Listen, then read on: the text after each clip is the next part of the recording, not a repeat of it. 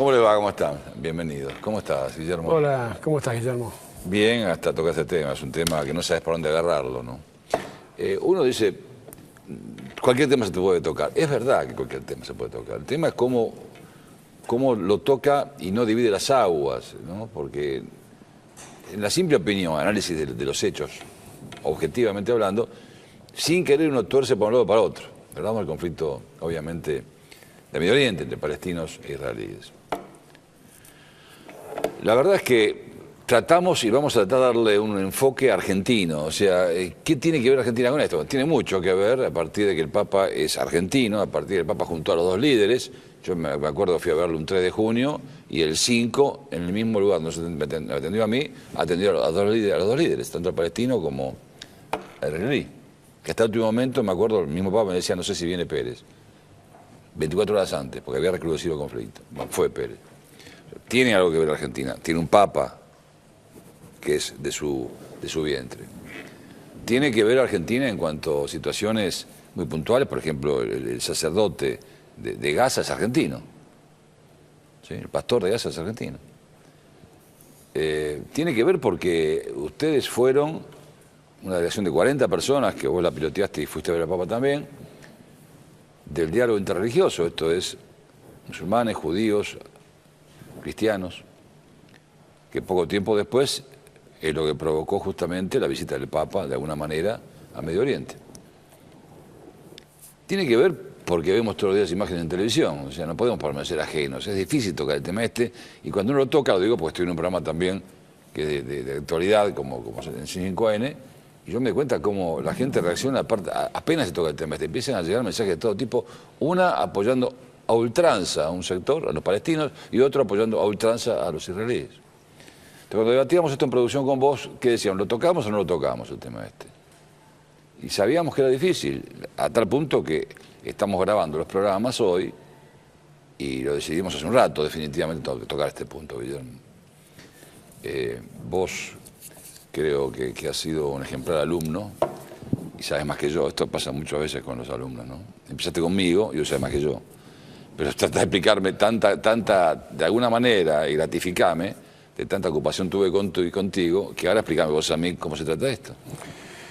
Mira, yo creo que, a ver, se trata primero entendiendo que es lógico que haya susceptibilidades de los dos lados, porque, digamos, supongo que cualquier familia judía argentina no puede no tener simpatía o no puede tener lazos o familiares o lo que fuera viviendo en Israel, y que por lo tanto, después de todo lo que el pueblo judío ha sufrido a lo largo de la historia, a lo largo de la diáspora, de todo lo que ha sido el retorno a esa tierra prometida, que bueno, fue una decisión de Naciones Unidas en 1948, después de la guerra, a un territorio que había sido ocupado por Israel durante algunos siglos, pero que después, digamos, quedó desde el año 70, cuando Tito invade y destruye Jerusalén, se produjo la diáspora del pueblo judío.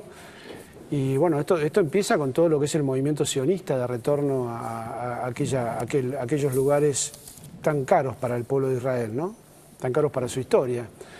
Y también un pueblo palestino que no tenía tan definida su propia identidad, porque vivía, digamos, en una parte era de Siria, otra parte era de Jordania.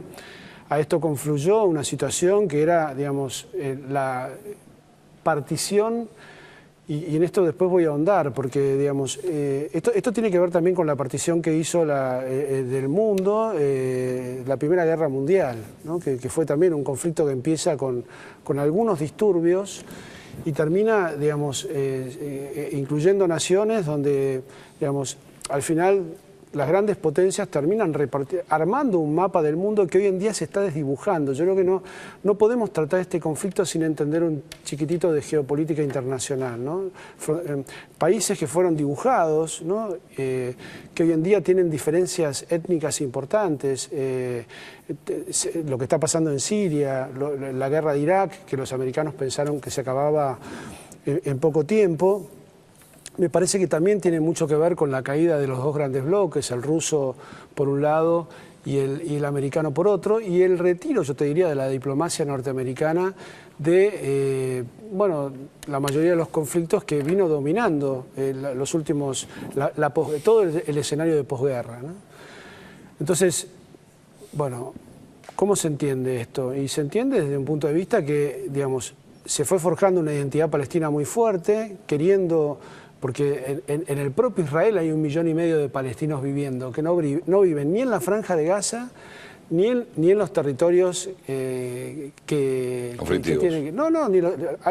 Digamos, la Franja de Gaza siempre fue el territorio conflictivo, claro. Pero digamos, lo que es Belén, lo que es el otro pedazo de territorio que es el presidente Mahmoud Abbas, la realidad es que ahí viven tranquilos y en paz. Digamos, el partido de Abbas perdió en la Franja de Gaza, y en la Franja de Gaza había ganado Hamás, que es justamente un brazo armado, digamos, de reivindicación del movimiento islámico más violento, que pretende, digamos, si se quiere, la exterminación de Israel o la expulsión de los judíos del territorio israelí.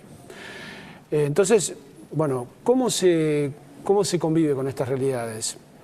Y la verdad que es complicado, porque, digamos, muchos de estos fundamentalistas de Hamás se ponen o ponen sus bases para lanzar cohetes en casas particulares. Cuando Israel dice que quiere combatir esos lanzamisiles, termina bombardeando casas con familias, con chicos.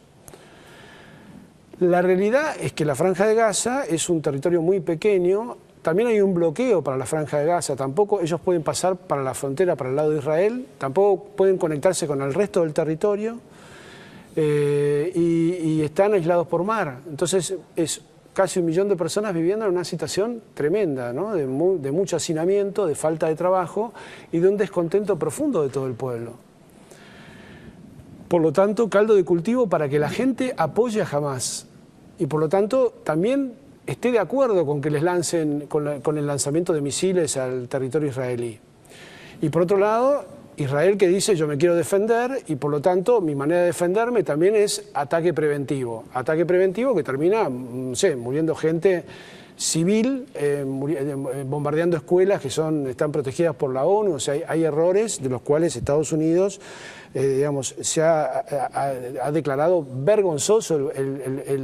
Los propios americanos, que son, yo diría, el socio internacional más importante de Israel, dicen que, digamos, el bombardeo de escuelas donde había chicos refugiados es vergonzoso. Digamos, ya hay 1.700 muertos del lado palestino. Entonces, a mí me parece que cuando uno mira el conflicto y ve la escalada de violencia que hay, bueno, la violencia uno sabe que históricamente trae más violencia. Es decir, la violencia nunca trae la paz. Esto es lo que repite el Papa permanentemente. Por lo tanto, a mí me parece que el mensaje del Papa Francisco y el mensaje que hemos querido dar, digamos, todos los que trabajamos en el diálogo interreligioso, cobra una mayor relevancia. Mucha gente dice, bueno, pero al fin y al cabo este abrazo que organizó el Papa en Israel, en el Vaticano, que, digamos, no pasó de ser una cosa... Sí, claro que no pasó de ser una cosa simbólica, pero visto en contraste lo que la Iglesia está intentando, digamos, y lo que estos líderes como Mahmoud Abbas y como el presidente Pérez, que ya saliente, intentaron, digamos, es la contracara de esta violencia, ¿no? Entonces, yo digo, digamos, en el mundo que se viene, ¿cuál es el camino, ¿no? Es decir, el camino va a seguir siendo la locura de la violencia armada, la locura de que yo te elimino porque si no vos me eliminás, o, en definitiva, digamos, intentar de otra manera construir un mundo alternativo que sea diferente, ¿no? Bueno, al menos yo prefiero morirme pecando de idealista y pensar que con el diálogo y con las actitudes se puede construir un mundo distinto. Por eso yo no estoy penalizando ni a uno, yo no tengo los suficientes elementos como para meterme en la parte política y decir quién tiene la razón. Pero sí sé fervientemente que lo que dice el Papa Francisco, por el camino de la violencia no se consigue absolutamente nada.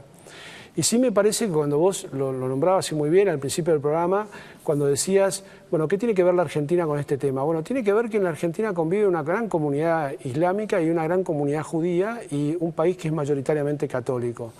Y que la realidad es que con mucho esfuerzo y venciendo muchos prejuicios a lo largo de los años hemos ido construyendo una fraternidad y que demostramos viajando juntos que no es imposible vivir en común, conversar, compartir, plantear ideales.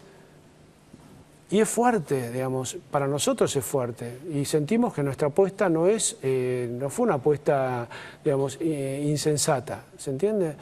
Y creo que la apuesta de Barenboim, que tiene una orquesta donde tocan israelíes y palestinos, no es una apuesta insensata, y que haya un párroco en Gaza, católico, que es el padre Hernández, que está justamente viviendo, un cura argentino, Jorge Hernández, que es de la Congregación del Verbo Encarnado. Franja de Gaza. Es párroco, por supuesto que es mayoritariamente musulmana la gente que vive en Gaza, pero hay un cura que justamente es argentino, que está viviendo en ese lugar. Entonces, a mí me parece que, bueno, nosotros nos hemos involucrado mucho en este proceso de paz, pidiendo por la paz, rezando por la paz y creyendo que la paz no es una utopía. La paz tiene que llegar en algún momento los conflictos se terminan y naciones, uno ve, no sé, el destino de Europa, que, bueno, también Alemania, digamos, en la Segunda Guerra Mundial y en la Primera, se peleó con todos sus vecinos, se tiraban bombas, se rompieron todo, murieron millones de personas. Y sin embargo, hoy en día conviven en paz. Entonces, el mundo nos demuestra que no es imposible llegar a acuerdos básicos y fundamentales donde dos naciones puedan coexistir. Y en algún momento van a tener que coexistir porque están destinados a coexistir sí o sí, no tienen más remedio que compartir ese territorio.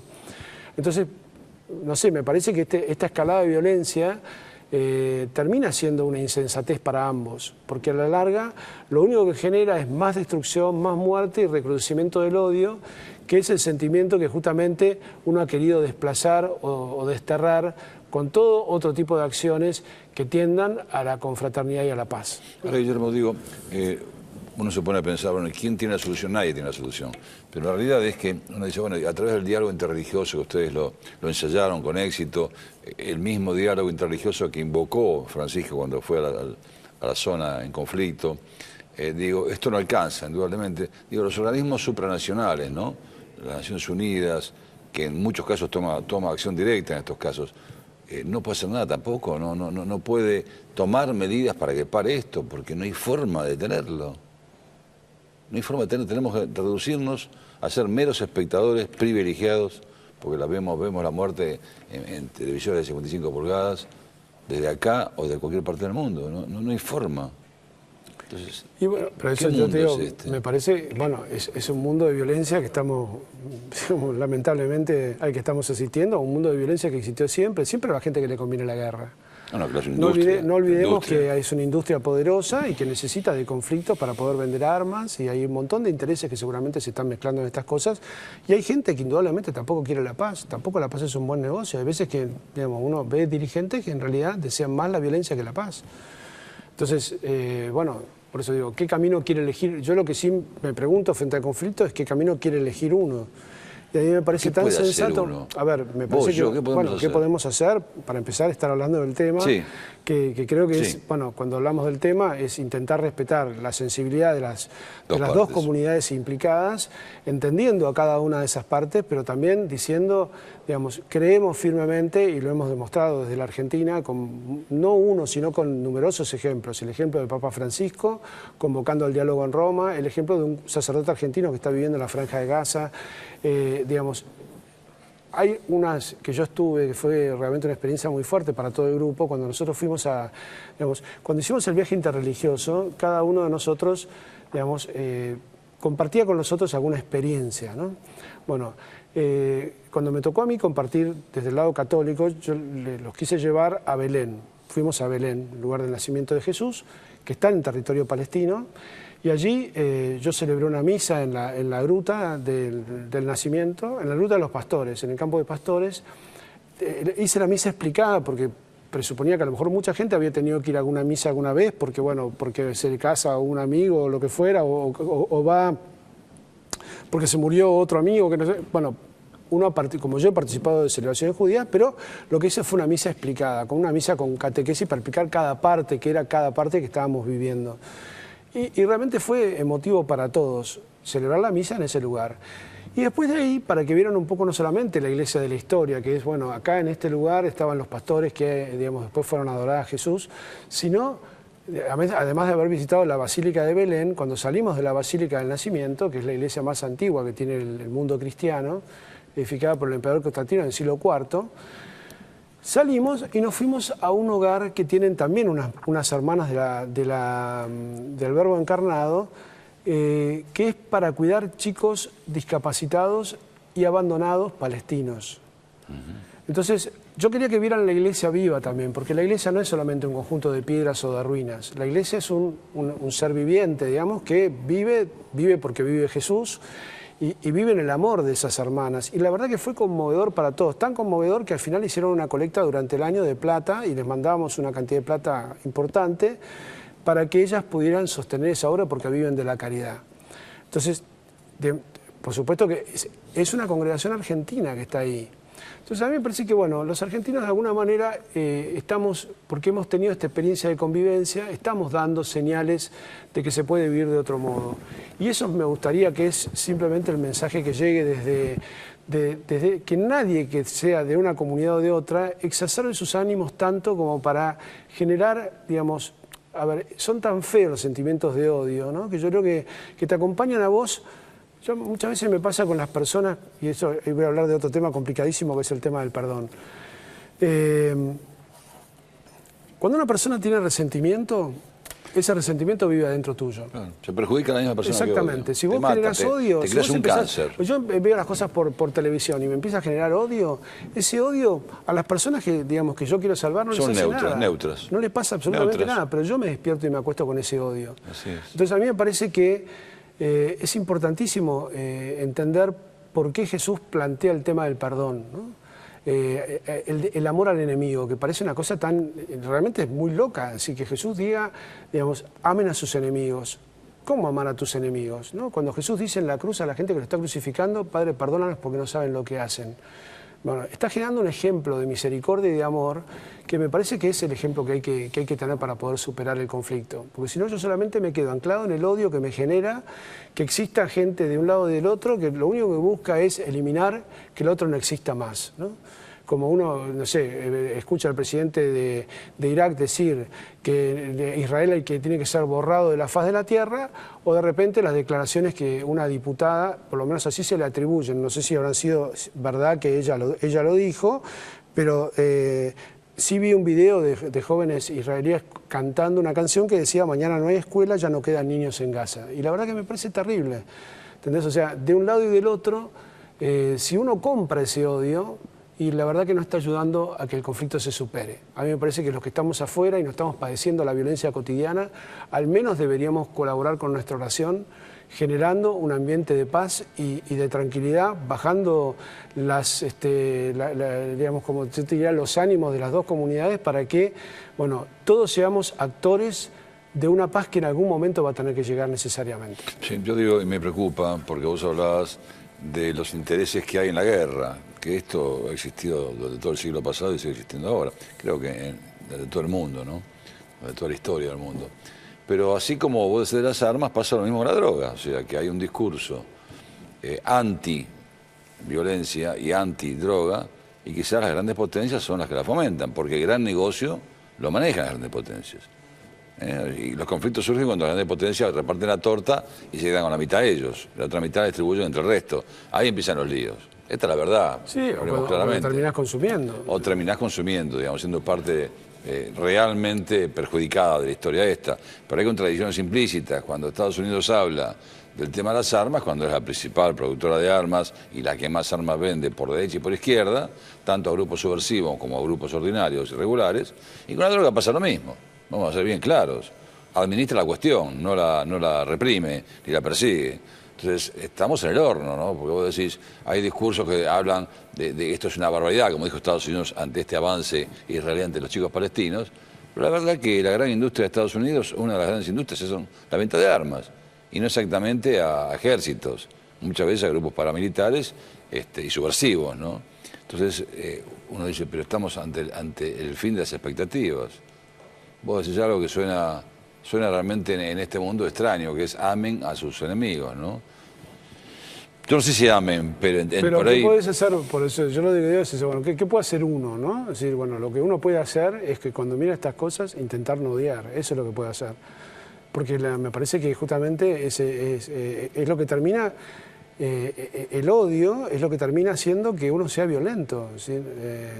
que un tipo decida, digamos, desde su casa tirar un cohete para matar judíos y el otro, digamos, decida armar una escalada de violencia para matar palestinos. O sea, es una locura, ¿entendés? O sea, bueno, por supuesto que habrá que ver de qué manera, no sé, digamos, yo la verdad que sí, es verdad que desconozco, pero me parece que habría que recordar que el inicio de este pequeño conflicto, el inicio de este gran conflicto fue un pequeño conflicto. El pequeño conflicto, gravísimo también, fue, digamos, la muerte de 3 jóvenes judíos y la muerte de un chico palestino. Entonces, digo, a ver, fue una cosa, digamos, asesinatos que terminan generando miles y miles de muertos. Vos dices, bueno, a ver, cuando uno mira la locura de la Segunda Guerra Mundial, desde la eliminación, desde la Shoah hasta la matanza y la destrucción digamos, de media Europa, ¿qué sentido tuvo?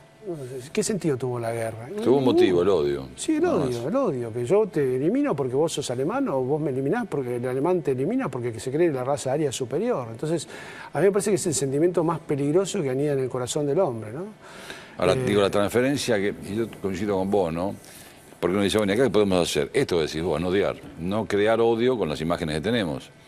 Porque la transferencia se produce. Por eso decíamos, nos costaba mucho tocar este tema, porque nos pasa acá en Argentina y ahora, que cada uno que opina este tema termina escrachado por un sector o por el otro. No hay nadie que yo haya escuchado que no haya terminado en con las redes sociales matando a uno u otro que está hablando del tema este, por considerarlo prima facie pro-israelí o pro-palestino. Y esto pasa por el medio, ni siquiera por el medio, por arriba el análisis de lo que está pasando. Y no transferir a nosotros, como argentinos, ese odio, porque aunque no queremos, sectorizamos más a la sociedad. Sectorizamos más a la sociedad. Entonces, bueno, de acá por lo menos, humildemente, aunque es difícil tratarlo, lo hacemos.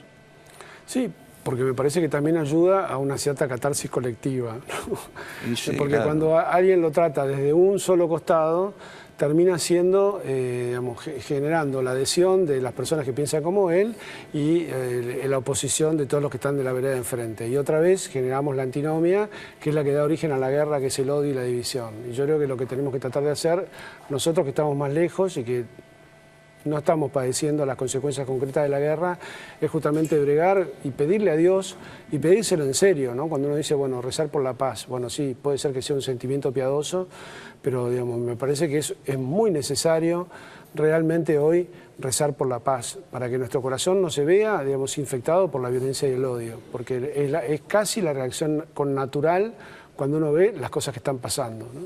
Odiar de un lado, odiar del otro, y eso sigue, digamos, simplemente alimentando el conflicto, ya no allá, sino en mi propio corazón. Entonces, al menos eso me parece que puede ser nuestro aporte, ¿no? Una forma de suavizar el corazón ante estos hechos de odio es justamente donde anida ese odio, empezar a practicar el perdón. ¿Cómo se hace para perdonar existiendo ese odio? Y esto no pasa solamente en conflictos internacionales como que estamos hablando, pasa en el núcleo familiar, entre un matrimonio que se amaba y pasan a odiarse a punto tal de desear la muerte al otro, ¿no? Bueno, porque es algo que anida en el corazón del hombre, ¿no? Si vos ves, el otro día salía en el Diario de la Nación, hay 22 conflictos armados en el mundo en este momento. La mayoría son conflictos étnicos, ¿no? El conflicto de Siria es de los propios musulmanes, de chiitas contra sunitas. Los conflictos en África, ¿no? Bueno, hay el testimonio de esta mujer que fue a verlo al Papa Francisco, que la querían matar por ser cristiana y estaba casada con un musulmán. Ella cuenta el exterminio de una tribu, digamos, digamos, dentro del propio pueblo, una masacre de miles y miles. Solamente los eliminaban porque eran de otra tribu, digamos, porque eran de otra raza. Bueno, esto existió en la historia siempre. Entonces, digo, si no nos damos cuenta que los huesos son los mismos, o sea, sacarle el color. Mira, hay un estudio interesantísimo. Yo tengo el privilegio de formar parte del Comité de Ética del CONICET, ¿no? Del IBIME, del Instituto de Biología y Medicina Experimental. Y una vez se presentó un caso de investigación que hablaba sobre justamente cuáles eran las consecuencias de ciertas sustancias sobre los patrones alimenticios de las personas de acuerdo a la dieta que tenían diferentes grupos étnicos, ¿no? Y la realidad es que lo que nos decía uno de los científicos que forman parte del comité es que hay un estudio genético que prueba que lo que diferencia el color de la piel o las cosas por las que nosotros discriminamos a otros es un porcentaje absolutamente ínfimo en lo que es el genoma humano. Todo lo demás es compartido. Entonces, a ver, que yo hable otro idioma, que tenga otras costumbres, que tenga... El esqueleto es el mismo. El ser humano, ¿dónde está la diferencia? ¿Entendés? Que yo practico una religión o practico otra. Bueno, pero si teóricamente la religión a mí me debe... O sea, tener amor por Dios me debería servir para ser una mejor persona, ¿no? Para estar odiando a otro que piensa diferente a como pienso yo. Este es el tema, ¿no? Y por eso me parece que nosotros también hemos hecho tanto hincapié desde el diálogo interreligioso en condenar. Lo único que hemos condenado permanentemente es el tema del fundamentalismo. Porque creo que ahí radica, digamos, justamente en esto, en sentirte que vos sos el dueño de la verdad y que vos sos el dueño de la verdadera raza y que vos sos el dueño de la verdadera religión. Lo reproducís con el odio. Lo reproducís con el odio. Termina reproduciendo con el odio. Yo digo, mira, yo creo que mi religión, o sea, yo creo en la verdad de mi religión, pero mi verdad no anula que el otro tenga algo de razón, que el otro viva de otra manera, y al menos si yo estoy convencido que lo mío es verdadero, digamos, el otro tiene derecho a existir con lo que piensa. Digamos, no tengo por qué anularlo para que lo mío sea cierto. Que creo que tiene, a ver, la raíz del conflicto muchas veces está en la inseguridad de las personas, que creen que yo voy a ser mejor si yo elimino al que es distinto a mí. Esto, digo, aún en el fútbol, vos, Guillermo, podés poner eso. Escuchame, claro. Porque sos de este cuadro o porque sos del otro, digo, y que si te gusta el fútbol a los dos, ¿cuál es la diferencia? La diferencia la inventa uno, son máscaras que uno se crea, ¿no? Guillermo, va para seguir hablando un montón. Hace 23 años nos pasa esto, nos quedan chicos los programas. Tuvo la gentileza la gente de Metro de ofrecernos hacer 1 hora, pero creo que es más conducente hacer esta media hora porque, aparte de hacer el programa desde el punto de vista periodístico, lo hacemos desde el punto de vista del alma, ¿no? Tiramos y hacemos una especie de catarsis con lo que nos pasa adentro, y esto a mí me sirvió, por lo menos para tener una posición más clara respecto al conflicto que estamos hablando. Gracias. A vos. Hasta la próxima.